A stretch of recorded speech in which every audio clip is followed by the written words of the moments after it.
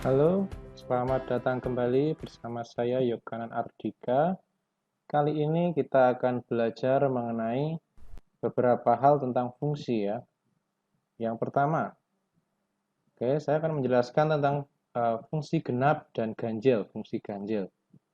Apa yang dimaksud fungsi genap itu seperti apa, dan fungsi ganjil seperti apa, itu yang pertama. Tentang fungsi genap dan fungsi ganjil.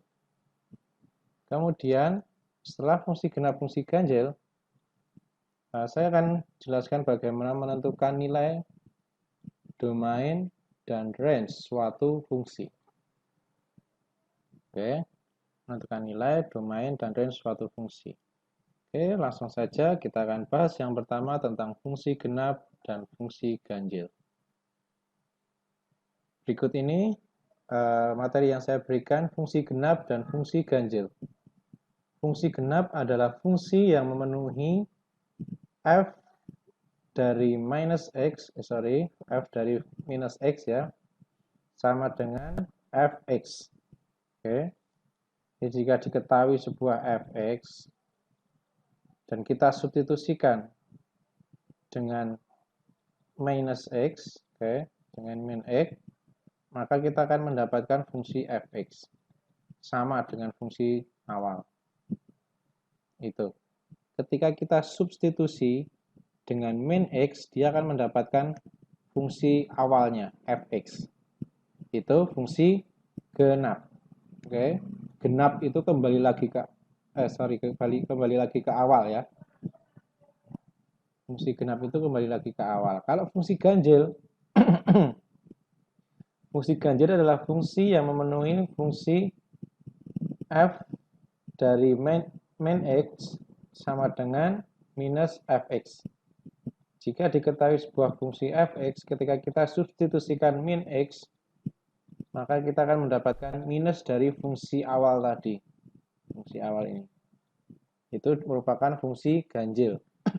Kalau berubah jadi minusnya, itu ganjil. Diingat-ingat. Ketika intinya kita di sini untuk menentukan fungsi genap atau fungsi ganjil, kita substitusi untuk min x ke fungsinya. Ketika kita mendapatkan tetap sama dengan fx, berarti dia fungsi genap. Namun jika kita substitusikan, kita mendapatkan minus dari fx, dia merupakan fungsi ganjil. Itu ya, paham? Kita coba di sini. Sudah ada keterangannya di sini. Contoh, fx sama dengan x kuadrat. Saya akan substitusikan f min x. F dari min x. Maka fungsinya menjadi min x dikuadratkan. Min x kuadrat apa? X kuadrat.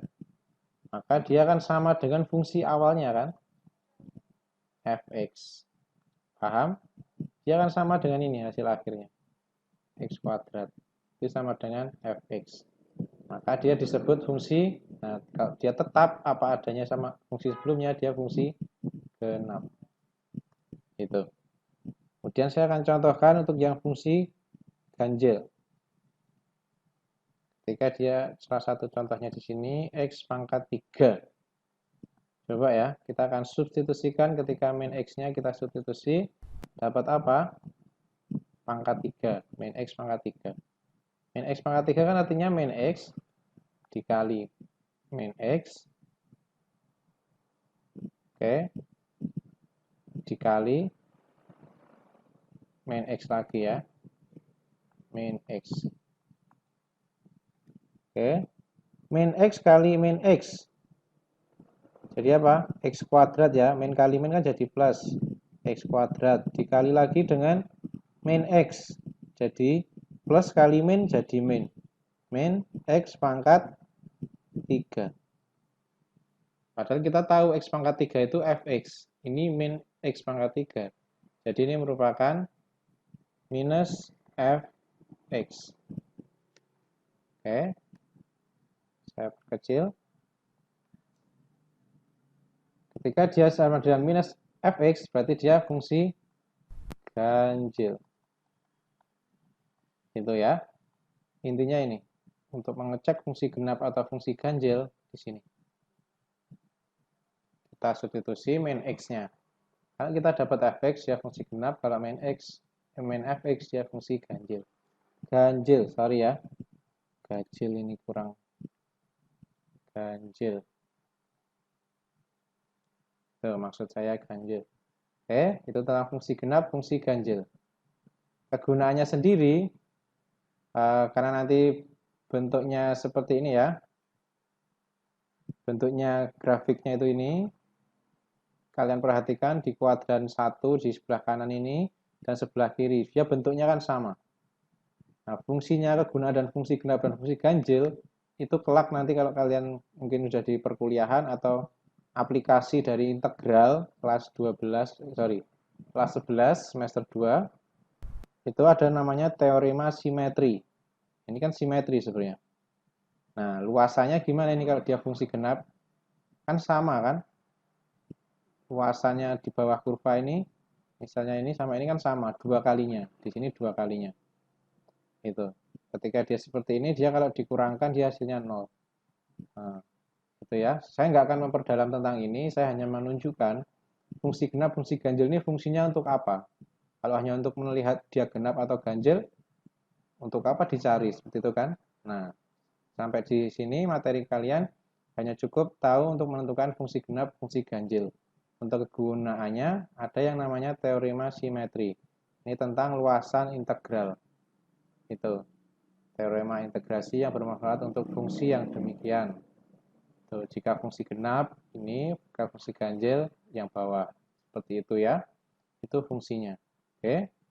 Untuk sekarang kalian pahami itu dulu. Tentang menentukan fungsi genap dan fungsi ganjil. Oke, berikutnya akan saya masuk ke menentukan nilai fungsi.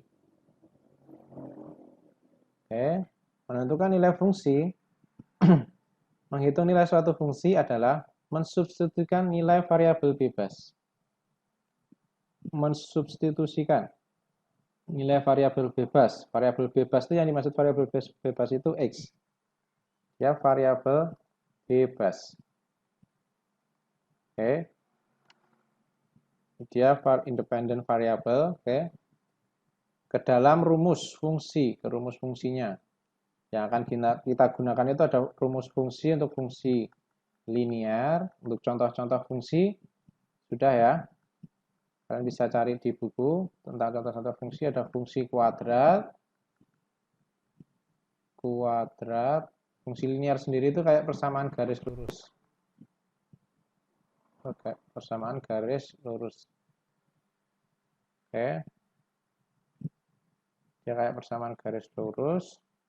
Terus fungsi kuadrat. Nah, ini nanti akan kita pelajari di materi berikutnya tentang fungsi kuadrat akan kita dalami di bab ini analisis dan grafik fungsi. Oke, ada fungsi mutlak. Oke, tentang dia yang bentuk mutlak seperti pada bab-bab sebelum fungsi tentang persamaan nilai mutlak itu ada. Nah, itu fungsinya seperti apa itu contohnya. Itu. Oke. Ke dalam rumus atau fungsi, ke fungsi ini ya, fungsi linear itu yang Y sama dengan AX plus B, fungsi kuadrat itu yang Y sama dengan AX kuadrat plus BX plus C, ini akan kita dalami berikutnya. Tuh, sehingga diperoleh nilai variabel terikatnya. Variabel terikat itu adalah Y.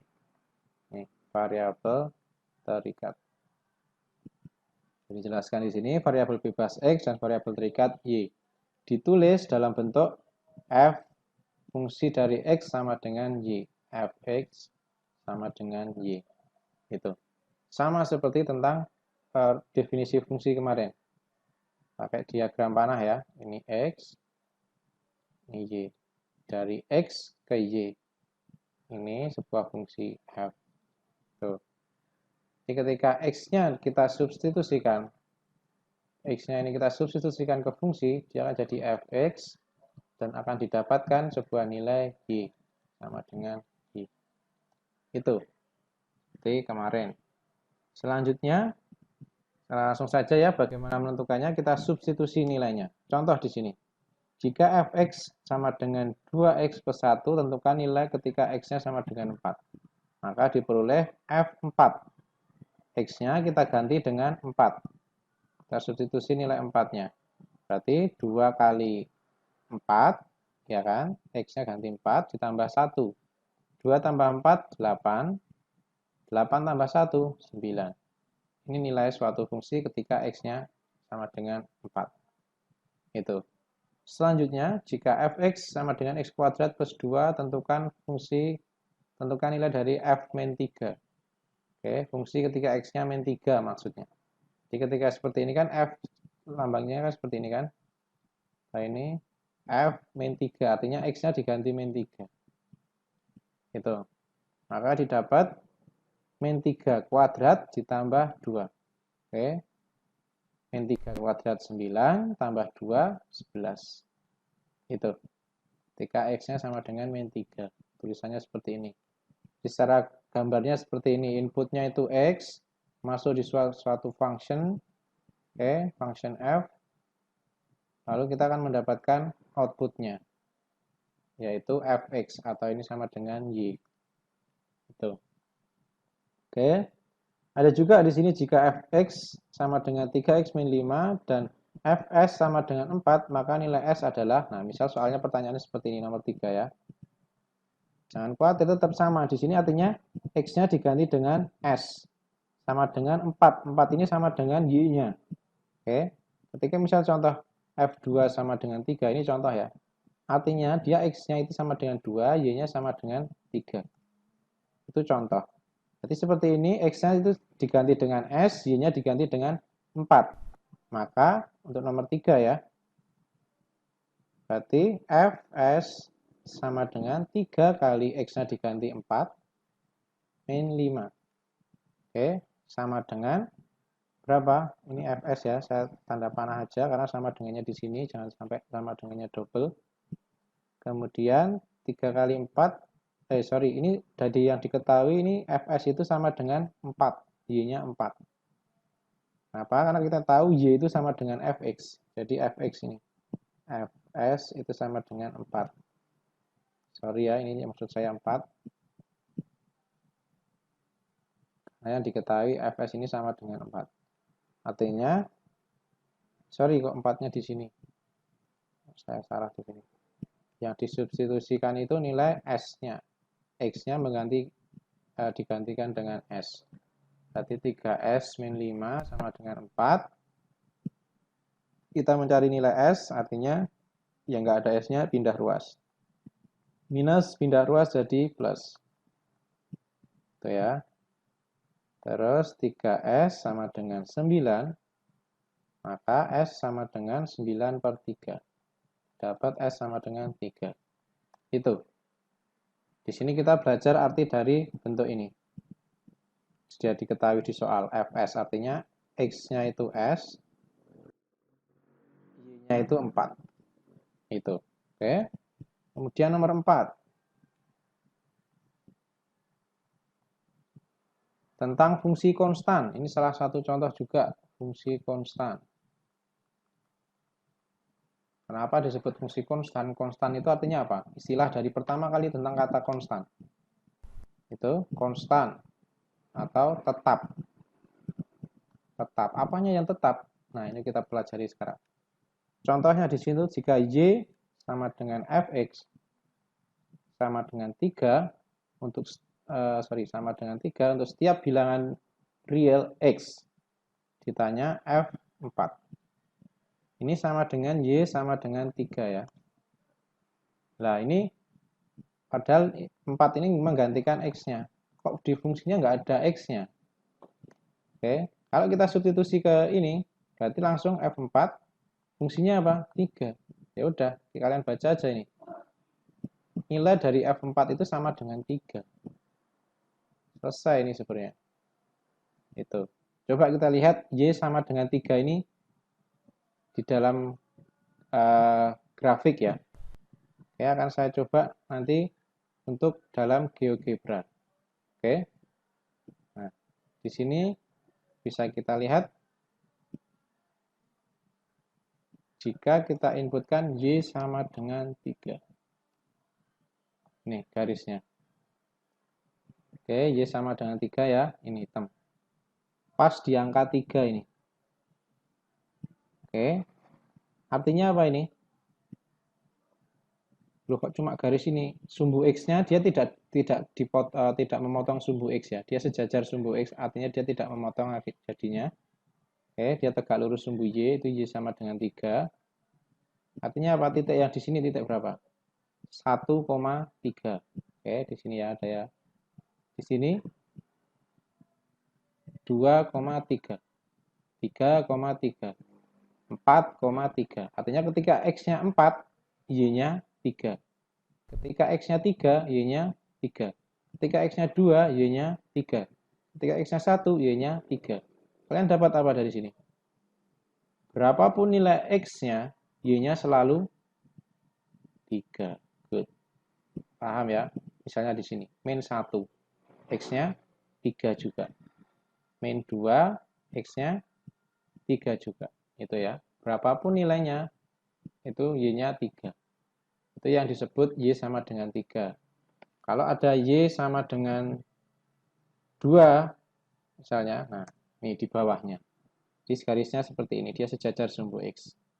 Jadi kalau kayak gitu, kita tahu Y sama dengan 0. Itu, nah, garis saya ini, Y sama dengan 0 artinya dia sejajar atau menempel ya, berhimpit dengan sumbu X. Itu Y sama dengan 0. Itu ya, tentang fungsi konstan, berarti berapa Y sama dengan 3 itu fungsi konstan. Artinya, berapapun nilai X-nya, Y-nya konstan, selalu 3. Seperti itu ya. Itu kalau kita gambarkan di dalam GeoGebra. Artinya, ketika dia fungsi konstan seperti ini, ditanyakan F4 sama dengan 3. Itu. Berapapun, dia mau sampai ditanyakan kalau ditanyakan di soal F20 berapa? 3. Tetap nilainya 3. F39, karena dia fungsi konstan, jawabannya tetap 3. Itu. Paham ya?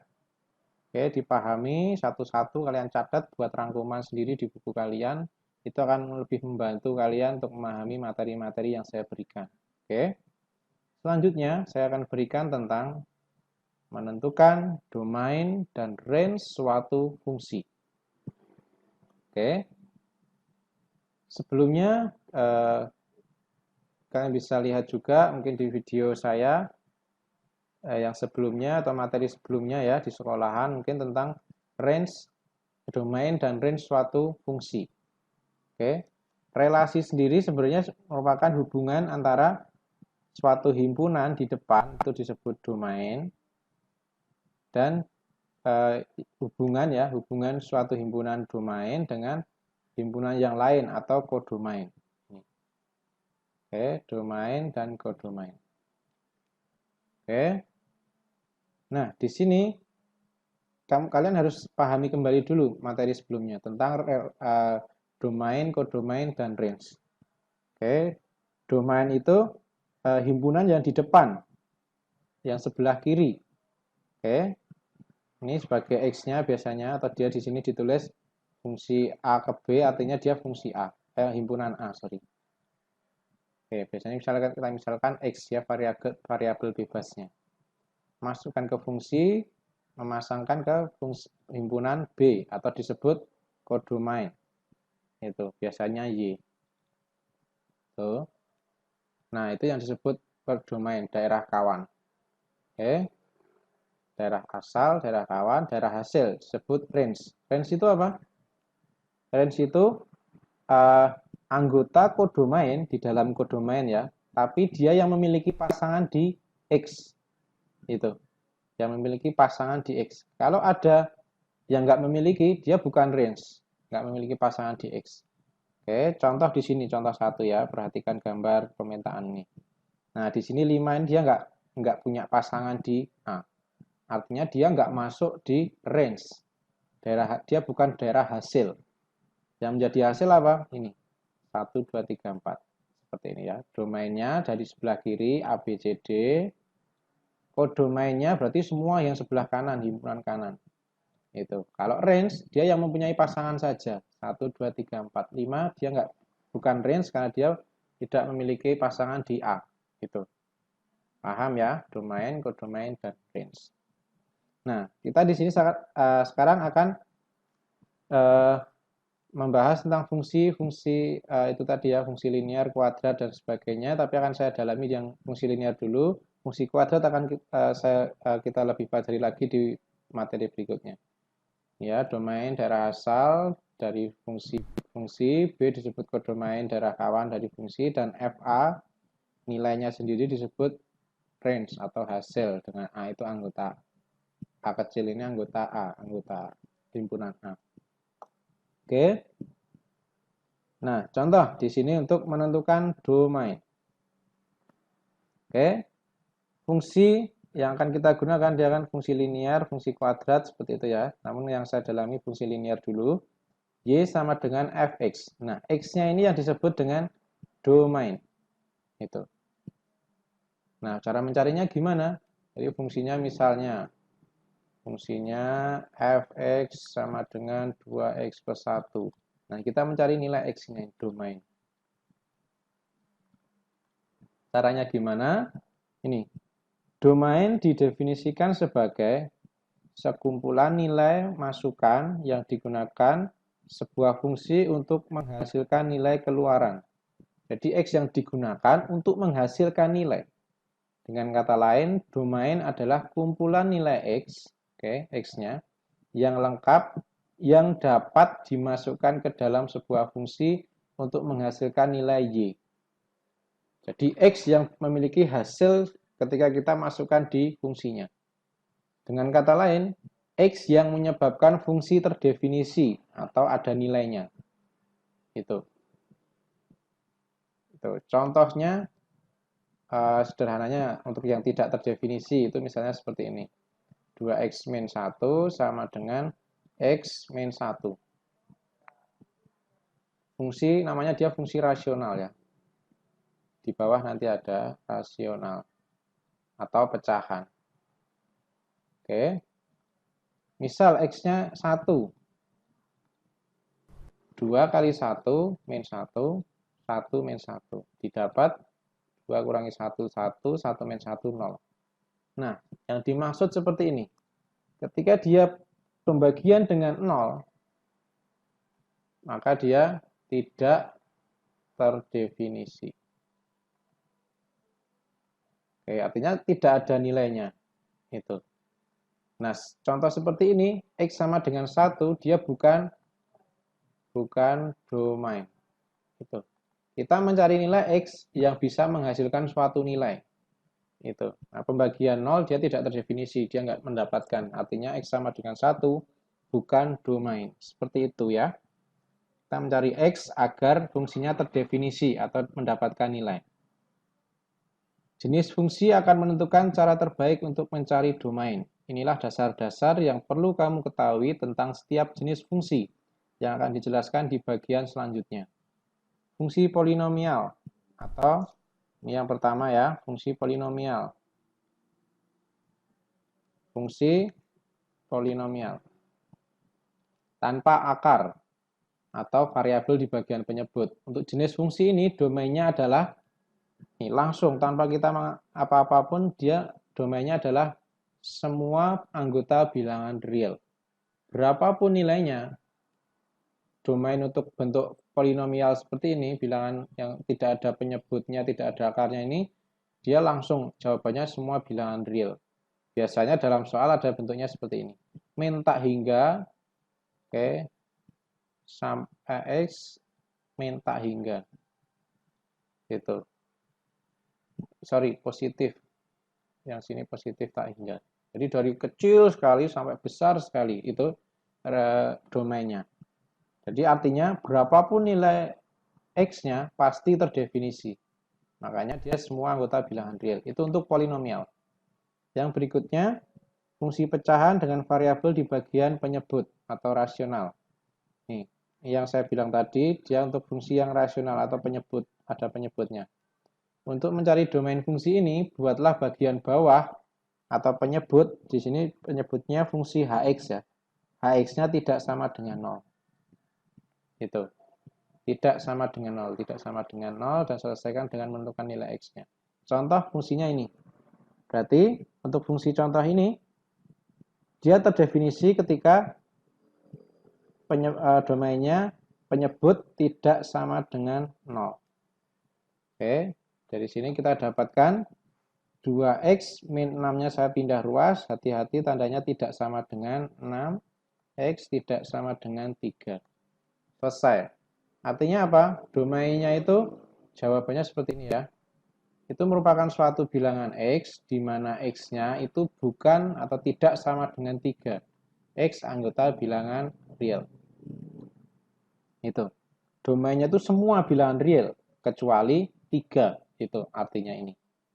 Oke. Selanjutnya tentang fungsi dengan variabel di dalam tanda akar. Oke, irasional namanya. Oke, dia bentuk akar ini, misalnya fx sama dengan akar dari hx. Untuk mencari domain D jenis fungsi ini, buatlah variabel di dalam tanda akar, di bawah akar, lebih dari atau sama dengan 0. Artinya ini, hx lebih dari sama dengan 0. Dan selesaikan untuk menemukan nilai x yang mungkin. Artinya, contoh dari yang mudah ya, yang saya berikan yang linear dulu. Yang di dalam akar apa ini? 3x plus 9. Yang di dalam akar diapakan? Dibuat lebih dari sama dengan. Lebih dari sama dengan 0. Lebih dari sama dengan 0. Artinya 3x lebih dari plus 9 pindah ruas jadi min 9.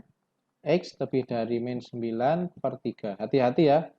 Pertidaksamaan kalau bilangannya negatif, tandanya dibalik. Oke, karena dia dibagi positif, tandanya tetap. Makanya kita dapat X lebih dari min 3. Jadi apa domainnya? Selesai. Itu tadi. Domainnya tetap X, di mana X-nya lebih dari sama dengan min 3, X anggota bilangan real. Itu ya. Itu tentang menentukan domain untuk 3 bentuk polinomial, rasional atau pecahan, dan bentuk akar. Pahami masing-masing. Oke. Diidentifikasi, ini fungsi apa? Oh, rasional, berarti seperti ini. Penyebutnya tidak sama dengan 0, dan seterusnya. Untuk menentukan range daerah hasil, bagaimana ini? Daerah hasil atau range adalah himpunan bilangan, nanti bilangannya disimbolkan variabel Y ya, yang merupakan pasangan dari daerah asal domain, seperti definisi di atas tadi. Kita mencari Y yang merupakan pasangan dari X. Untuk yang pertama, fungsi polinomial, range-nya itu merupakan bilangan real. Itu. Oke, bilangan real, semua bilangan real nih. Pasti terdefinisi kan tadi. Untuk yang fungsi rasional, range-nya merupakan bilangan real juga. Tapi hati-hati nanti. Bilangan realnya gimana? Misalnya kecuali tidak sama dengan 3 tadi di contoh. Oke, dilihat syaratnya. Itu yang saya katakan di sini. Untuk lebih spesifiknya, setiap fungsi berbeda-beda. Tergantung fungsi yang diberikan. Itu. Untuk nomor 2 itu bilangan real, tapi ada syaratnya. Itu tergantung fungsinya. Yang kedua, fungsi rasional. Range-nya merupakan sama bilangan real, lebih atau sama dengan dari 0. Itu, jadi X lebih dari sama dengan 0. Kenapa seperti ini? Karena syaratnya sendiri lebih dari sama dengan 0. Pasti hasilnya nanti akan bisa 0 atau lebih dari 0. Itu yang fungsi irasional. Ini nanti akan keluar juga ya. Sorry, ini kata kita mencari range ya, harusnya bukan X. Range itu apa? Y ya. Y tidak sama dengan 3 misalnya. Y lebih dari sama dengan 0. Itu. Oke, itu range. Karena range ganti Y, dimisalkan Y. Oke, itu dipahami dulu. Silahkan tentang materinya bisa diulang-ulang kembali. Setelah ini saya akan berikan tentang latihan soal ya. Silahkan dipahami materinya. Kalau belum paham diulangi. Oke. Selamat belajar. Oke, tetap semangat.